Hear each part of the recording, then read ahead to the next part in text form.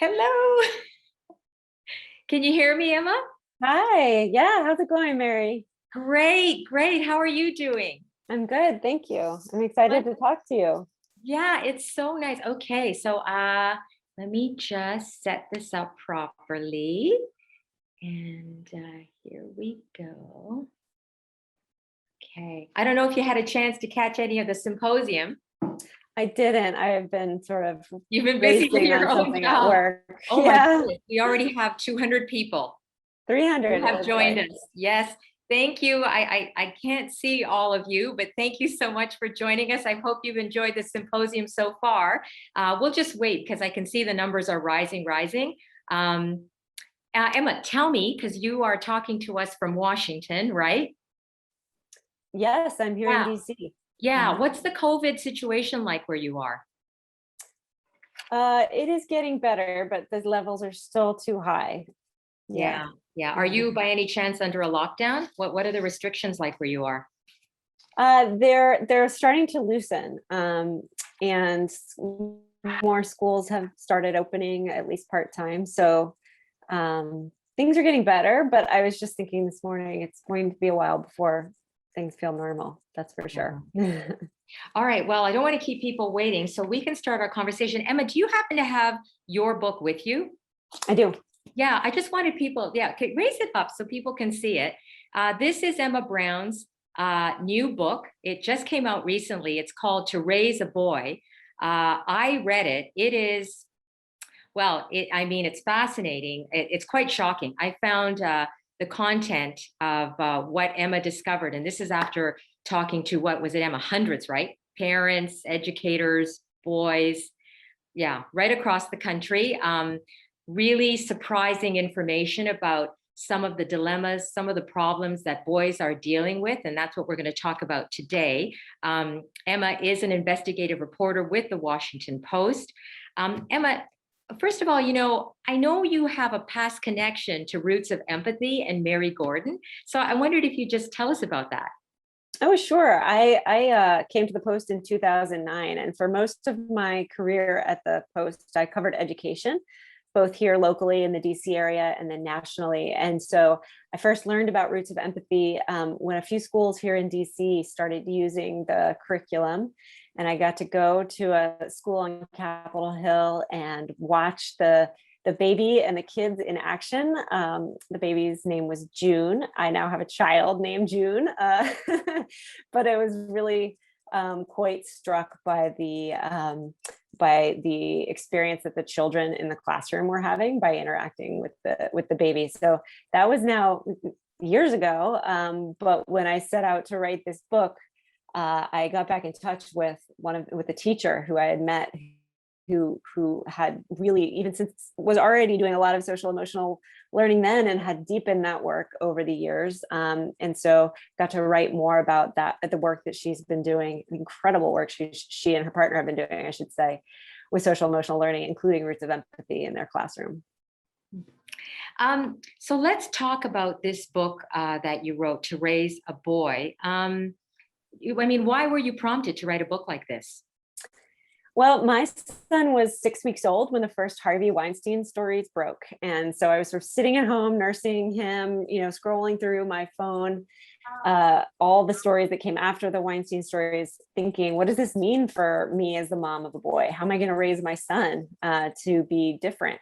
And that question, then I sort of set off on this journey and talked to, as you said, hundreds of people around the country, coaches and teachers and boys and researchers. And the question broadened a bit to, what can we do? What are we missing about boys, and what must we do better for boys? So that was sort of the genesis. And I have to say, I think growing up as a girl, I had thought so much about what it's like to be a girl and the challenges that girls face. And I had never really grappled with the challenges that boys face. And so the process, I think, of having a son and then writing this book and thinking deeply about the world that boys grow up in and the messages that are sent to them has given me, great empathy for the challenges that boys experience as they're growing up.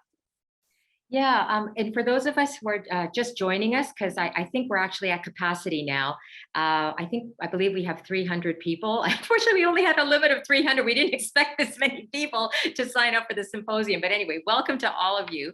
I'm speaking to Emma Brown, an investigative reporter with the Washington Post, and she's written a book called To Raise a Boy. There it is. There's the book. Yeah. So Emma, what you say really struck me. Because I think it was it was at the end of the book when you talked about when you had your daughter first, and you knew exactly how you wanted to raise her. You said you weren't going to be bound by old-fashioned stereotypes, but you did not have that same instinct about raising your son. And you said you had no idea what you were going to teach him. I totally related to that because I have a daughter and I have two sons. And when I reflected back, I felt the same way. I felt as if with my daughter, oh, there's going to be challenges ahead. You know, I've got to really push equality and she's got to fight for herself and that. And then with the boys, it was like, I just kind of, you sort of make these assumptions, right? That things are going to be okay. Yeah, I think that's true. And I think that, you know, we've spent sort of collectively a lot of energy, and rightfully so, on telling girls, you can be anything you want. You can do anything you want. You know, there are no limits on you. And I came to feel that we need to dedicate some energy to giving boys that same message, because right now, so many boys are growing up in environments where they are told that there are limits on who they can be. And there are certain ways that they should be as boys and then later as men. And that those messages, you know, about being you've got to be strong. You can't show weakness. You've got to be self-reliant. You've got to be the breadwinner. Those messages can be really limiting. We know that they can be damaging in the ways that boys and men interact with girls and women, but they can also just be damaging for boys and men themselves. And we see it in, you know, in suicide rates among men that are 4 times the rate almost as suicide rates among women in the United States. We see it in. Say that again. What was that statistic? How many? It's nearly 4 times the rate, which is astonishing, right? Yeah. It's an astonishing number. But you know, there's sort of this growing field of people who are thinking about, well, what the messages that boys and men get around masculinity has an impact on men's health, on their mental health, on their physical health. And so we owe it to boys to give them the message that they like girls have the whole spectrum. They can grab the best parts of being so-called masculine and the best parts of being so-called feminine, and that they can they will thrive if we can do a better job of giving them that message. Yeah. So, I mean, we're going to speak for a few more minutes and then we're going to open it up to questions with our participants. But we wanted to do this interview to give people a little bit of background about what you found. Just talk about some of those hidden struggles, you know, the dilemmas that you found through your research that were really the most, I guess, concerning to you. Well, the one that sticks out is the one I opened the book with. The first chapter is about sexual violence against boys, which is something we don't talk about as all that often and don't hear about, but is a much bigger problem or much more frequent problem than I understood. So there's a famous study that suggests as many as 1 in 6 boys is sexually assaulted or abused by the time he reaches 18. And I think, you know, that is the reason we don't talk about it are connected to these stereotypes and assumptions that we carry around about boys, and learning about the experiences of boys who have had terrible things happen to them and then be sort of brushed aside as if like, well, you know, it's not as big a deal because you're a boy.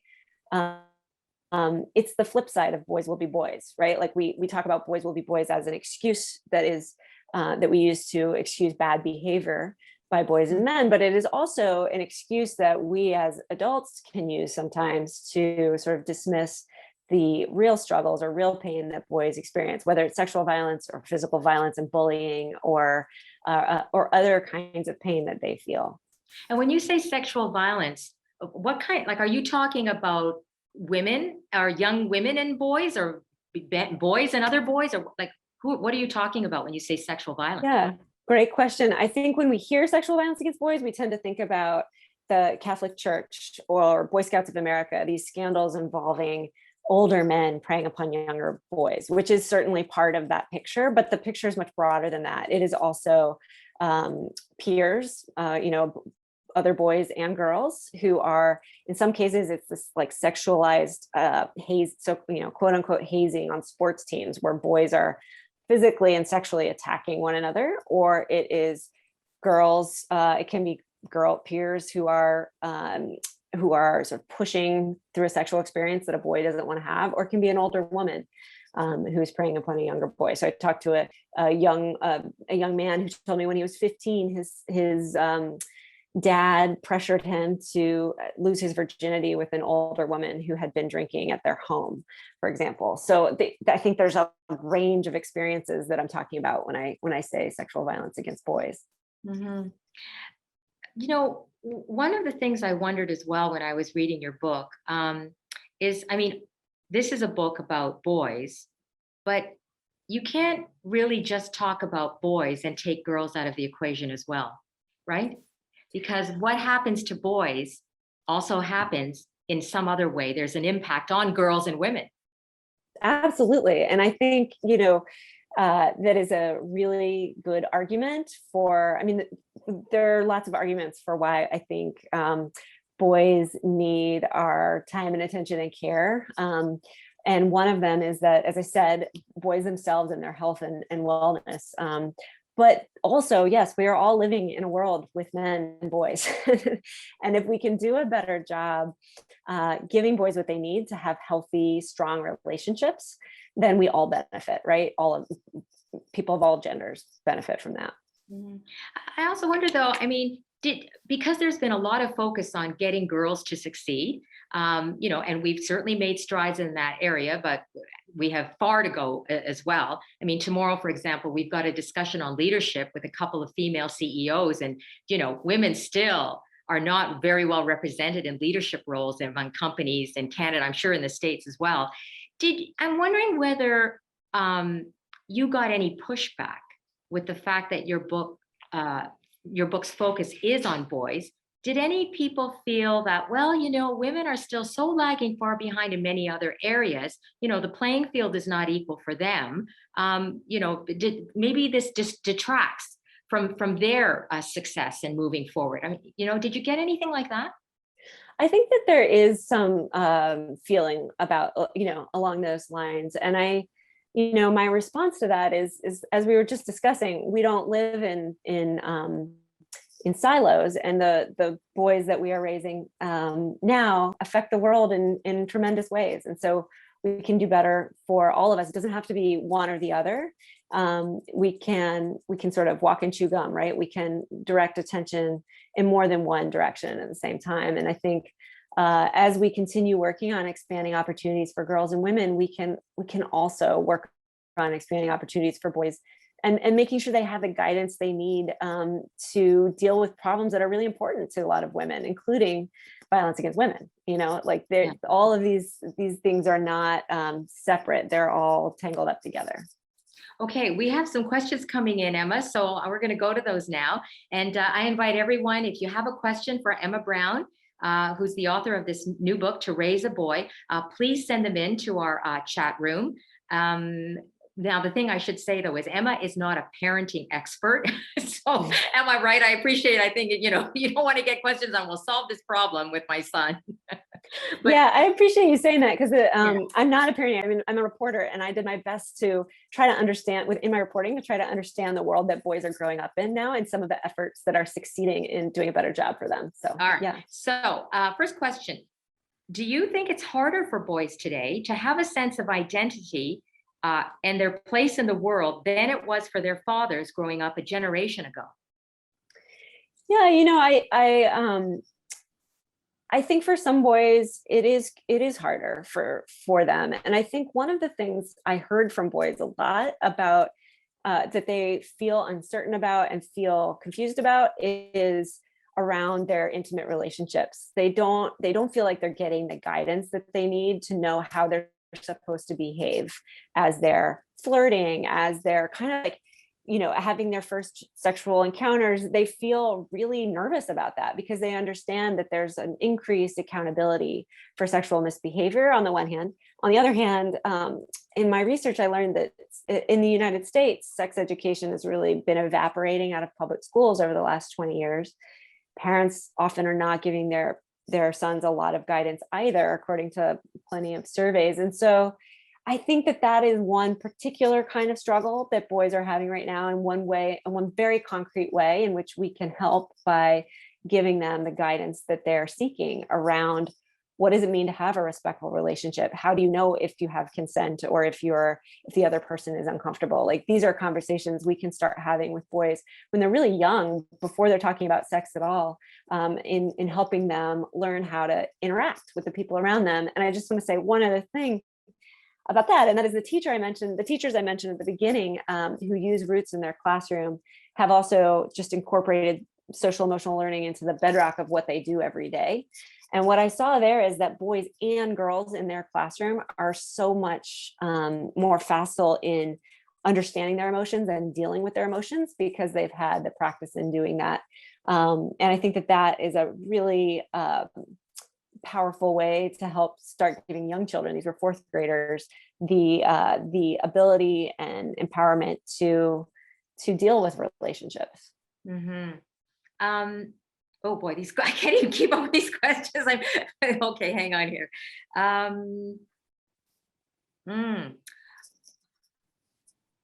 Okay, this person writes, when we talk here about boys and girls, I always think about kids who don't identify as boys or girls. Wondering if this was part of your investigation, or did it come up at all? Yeah, I mean, it comes up in that I think gender nonconforming children are, there's gender nonconforming kids, which I'll speak about first. And they think that they face just an incredible amount of stress and bullying in a lot of schools, and that our schools are not always prepared or trained. Folks in schools are not always trained in how to deal with those issues in constructive ways. I found that some of the issues I wrote about in the book, including sexual violence, people who don't identify as who are either transgender or don't identify as male or female, are more likely to experience some of those really difficult traumatic events in their lives. And so, I think that our world in so many ways tries to force kids into very narrow ideas of what it means to be a boy or what it means to be a girl. And I argue that all our kids would be better off if we sort of tried to help them loosen those strictures a bit. Okay, here's another question. I'm wondering what you'd say about boys being brought up in poverty versus boys not being brought up in poverty. What can be done to support the emotional and social well-being of those boys who are being brought up in situations of need? Yeah, well, I think that children who are growing up children who grew up in poverty, boys and girls, they need a lot from our society and schools. The book focuses a lot on schools and on the role that schools can play. The schools can play, and that they've often failed to play in terms of helping kids with social emotional learning and social emotional skills. So I think one thing we can do as a culture is, all parents, no matter our socioeconomic status, we're not doing this alone. We're doing this in a society. We need help from schools. We need help from coaches. We need help from faith-based organizations to help us give boys healthy role models for what it means to have a strong emotional relationship with others. And I think that is true across the board. And I think, boys of all socioeconomic sort of strata struggle with some of these really damaging messages that are beamed at them from the time they're tiny about how they're supposed to be in the world. Yeah, I mean, I kind of wonder, I guess related to that question, I mean, there would be difficulties, I guess, that would be common among boys and girls just due to the fact that they're in poverty. But I wonder if there is anything unique to boys uh, in what you mentioned about those stereotypes that they're still expected to follow, as in, we don't want to see you cry. We don't want to see this emotional outpouring from you, buck up, just like take it, and so then when you're faced with these kind of difficult challenges in life, do boys feel that it's harder for them to express, their emotions, their needs, do you know what I mean? That's that side of them. Yeah, absolutely. I think that is, the research shows that that is true, and that when you can't express your emotions and you can't connect with other people successfully, and you're processing traumatic events, that have happened to you, maybe because you're living in a community where there's a lot of violence, or a home where there's a lot of violence, and you don't have the outlet of expressing it, that can be a really a damaging thing for you in the long run. This has actually come in from a journalist. She writes, as a journalist, have you come across men telling you, quote, men cannot be raped, it's a joke, unquote? How would you respond? Well, in the book, I write about sort of the rape myths around men. One of which is this idea that men can't really be raped, especially, a strong one is men can't be raped by women. Um, so those are enduring myths that color the way we view, sexual violence against men. And I think, it is one reason why men are less willing, perhaps, or less common speak up about what happened to them, because they fear they will not be believed. They fear they'll be laughed at or mocked. If they are if they are assaulted by a woman, maybe they're afraid they're going to seem to be weak. If they're assaulted by a man and they, it can, and they don't identify as gay, that can be very confusing. So I think, yes, those myths around what we believe about who can be a victim of sexual violence, I think, are really complicate the efforts of men who have experienced abuse to get help for that abuse. Mhm. Now, this research you did was across the US. How much of these issues, these hidden dilemmas, would you say are cross-cultural?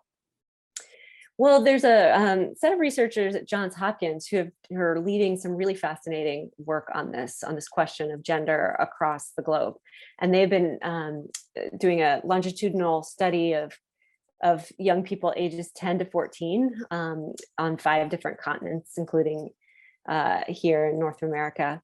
And they have found that a really remarkably consistent kind of script around what girls are told and what they believe about what it means to be a girl, and what boys are told and what they believe about what it means to be a boy.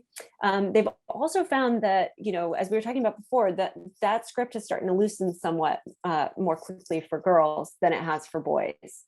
And lastly, they found this they did a fascinating and surprising study, I thought, that showed that in that age group, boys were actually more likely to be victims of physical violence and sexual abuse by an adult than girls. And that is sort of that was, across these different contexts. So there, I look forward to seeing what else they uncover as they continue their research. This is an interesting question. I'm not sure what the context is. I'm assuming they mean the US, I guess, or maybe North America. Anyway, I've heard there's a trend among young people that they're reverting back to more traditional gender roles, with the man working as the so-called breadwinner and the woman taking care of the house and kids. Is this true? Do you know about this trend? There's something interesting going on with our views on gender, because there are surveys of young people now that show that young people now have more fluid ideas about gender than ever before. But at the same time, there's this long-standing research, a survey of high school seniors. So for, I think, 40 years, researchers have been asking the same questions about gender. And on that survey, more and more young people now, or high school seniors, are starting to say that they believe that in a sort of heterosexual couple, the man should sort of make the decisions and run the household, and the woman should do more of the housework. So there's this divergent thing happening, which makes sense. It makes sense if you think about, at least here in the United States, our polarization as a country along so many different lines, that our ideas about gender are also very polarized. That's really interesting. This question, I'm going to toss it to you. I think it does fall along the lines of a bit of a parenting question, but maybe you could respond to this as a parent because you have a toddler. It's a question about toddlers. Any tips for raising toddlers that's come up in your research? I try to model sharing feelings and putting names on feelings. We also try to teach consent early. So if he says no to a hug or kiss, well, that's okay. Yeah, I agree. I do the same. I have a 6-year-old girl and a 3-year-old boy now. And I think teaching consent early and modeling consent early is really important. And I think what you said about feelings, and that is exactly, my takeaway from some of the research I did was that parents are less likely to speak with their sons about emotions and feelings. We are less likely to use language to help our sons kind of learn how to articulate those things than we are with our daughters. So I'm pretty intentional with my son about talking about feelings, about when we're reading a picture book, asking him how he thinks a character feels based, why do you think he feels that way? How do you feel today? How do I feel today? So that he's getting that practice of being able to not only articulate how he's feeling or how he thinks someone else is feeling, but just that making that be a normal part of conversation. I'm assuming, Emma, that the research you did for this book, it was probably before the pandemic, right? It was, yes. Yeah. I don't know if you have any thoughts on how this pandemic, has affected these struggles, particularly that you found with boys, how the pandemic might be affecting them, because we hear a lot here in the news about the mental health aspect among children, and that the lack of socialization, the fact that many areas are in remote learning situations, they're not able to be with their peers, they're not able to play with them, do sports with them, all that, it's taking a toll, and that the mental health aspect is a big one. Yeah, I think that's right. And I think it was also the remoteness of everything is forcing so many social relationships online. And so, that presents parents and children with sort of new challenges that they maybe weren't quite ready to face. I know a number of parents who, they're having to sort of grapple with having discussions about online relationships and guiding their sons through appropriate online relationships long before they thought they would, because we're all conducting our relationships online now. And so I think that the mental health issues that are coming for many of us from this pandemic are very real for boys.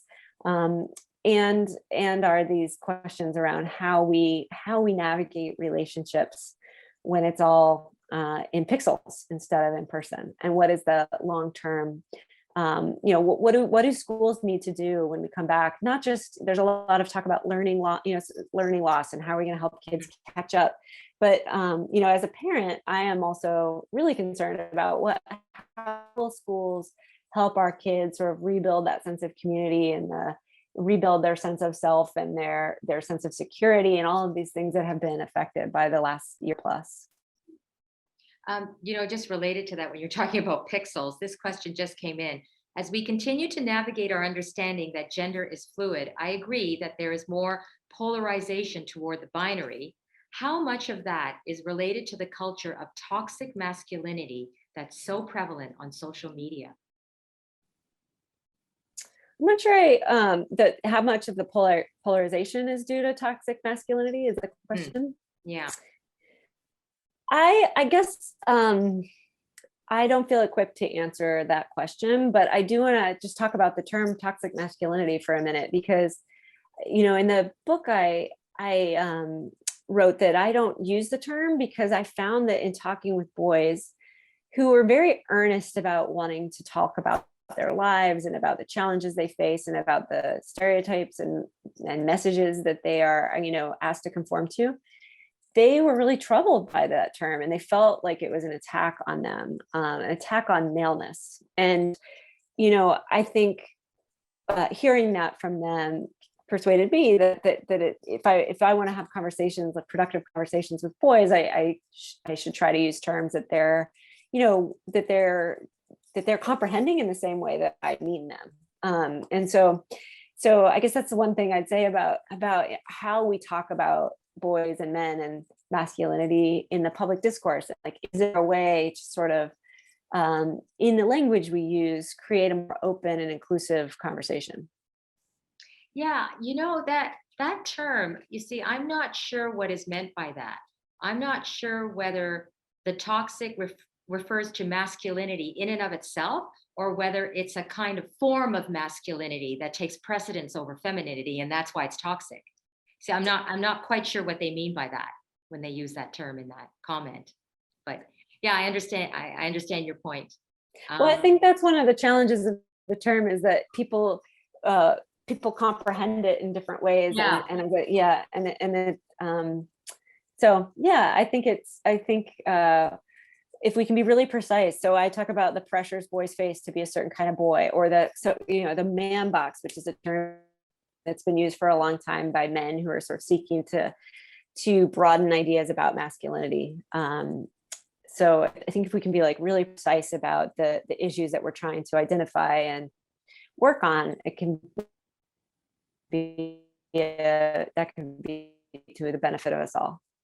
Yeah, Emma, one thing we didn't get a chance to talk about is with your research, when you were traveling around the country, you also came across, things, strategies, support system that people were doing that that really impressed you. And you mentioned those in your book. Can you talk maybe about just a few of those that you felt were really great for boys and young men? Yeah, there are a number that I was impressed by, and I think that I ended the book research for this book feeling really hopeful, because I think that there are going to be more and more of these kinds of efforts over time. I mean, some of them are being led by boys themselves. Like, there's a group at a school here in DC called Boys Leading Boys, and this is a high school. They meet together and they talk about issues that they're facing as they sort of begin their romantic lives and want to have respectful relationships. They talk about pornography. They talk about consent. So some of these are boy-led initiatives.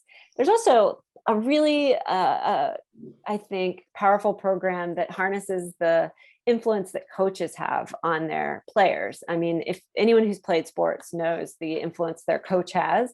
And so this is called Coaching Boys into Men, and it is basically a curriculum that coaches in high school and middle schools can use to talk to boys for 15 minutes a week about things like dating violence and respect and consent. And the research shows that it really makes a difference on the perpetration of dating violence. And just anecdotally, talking to boys who've been through it and coaches who have used it, they say it makes a huge difference in the culture in the locker room, like much less misogynistic language, much more boys sort of serving as, holding each other accountable for behaving respectfully to each other and to the girls and women in their lives. So those are just two that I would highlight. But I think that if these kinds of things show me that if we pay attention and we dedicate some energy to this, we can do a better job. Wonderful. Okay. Boy, we've gone overtime here. So I'm sorry. My apologies to everyone that I wasn't able to get to all your questions, but we have had a full house. So I just want to end off and ask about you personally, and, with all the research that you did. I mean, you're just a wealth of information now about the topic of boys, raising boys, of people's experts' opinions on them. Has this changed the way that you see your son and possibly how you will raise him? Yeah, I mean, here's what I want for my son. I want him to have access to all the things that we have, all the best parts of what we have traditionally called masculine, and all the best parts of what we've traditionally called feminine. And I realized in researching this book, I also want that for my daughter. You know, like I think in raising her, I had, as a product of trying, you know, to be, I received so many messages growing up about being strong, about doing whatever I want to do, about, you know, working and being a mom. I think I was encouraging her to embrace masculinity, basically, be strong and fearless, I told her. And I realized, like, I want her to have access to the best of femininity as well, and not just sort of push her away from that. So now my sort of mantra for both of my kids is I want them to learn to be strong and gentle, and to know that they don't have to, you know, choose in this binary world. They do not have to choose the stereotypical thing that goes with their gender. They can have access to the best of both. Oh gosh, that's so interesting that it's also influenced the way you see your daughter, and to also embrace femininity, that it's not a like that it's not a weak thing that we tend to maybe view it as. Yeah, I think a lot of I mean, one of the main messages boys get growing up is don't be a girl. Like Yeah. the worst thing you can be is a girl. And so part of sort of, you know, deprogramming that is embracing femininity, embracing girls, and showing how awesome it can be to be feminine, whether you're a boy or a girl. And by feminine, you know, I put that in quotes. I mean things like you're emotionally attuned to other people, you caretake, you're a nurturer. You know, I think these are awesome qualities that we want all of our kids to do and have. So Emma, we are just about at the end of our discussion. I'm curious to know, what do you see people on your screen when you're looking? Are you seeing? Is it populated by any people? No, I don't see. Oh, I see nothing. you. Oh, I see you. oh, that's too bad, because I know we've got a full house, but the way my screen is set up, I actually only see 3 viewers. So hi, Donna, Pat, and Jay Godet. Those are the only 3 I see on my screen, but I know everybody's out there. And thank you so much for joining us. Emma, raise that book again so people Oh can yeah, where'd it go? it. Oh, here it is. There it is. Yeah. To Raise a Boy. The subtitle: Classrooms, Locker Rooms, Bedrooms, and the Hidden Struggles of American Boyhood. Emma Brown, she's been our guest in this cafe. She's an investigative reporter for the Washington Post. Excellent book. If you have a boy, definitely pick it up. But really, it's just a really fascinating, great read for anyone. Thanks to you, Emma. Thanks to all of you. And don't forget, our symposium continues tomorrow. Day 2, we start at 1 p.m. Eastern time, and we've got a great lineup of speakers tomorrow as well. Thank you. Thanks, all of you. Thanks, Thank Emma. you. Take care. Bye. Thank you so much. Bye-bye. Bye-bye.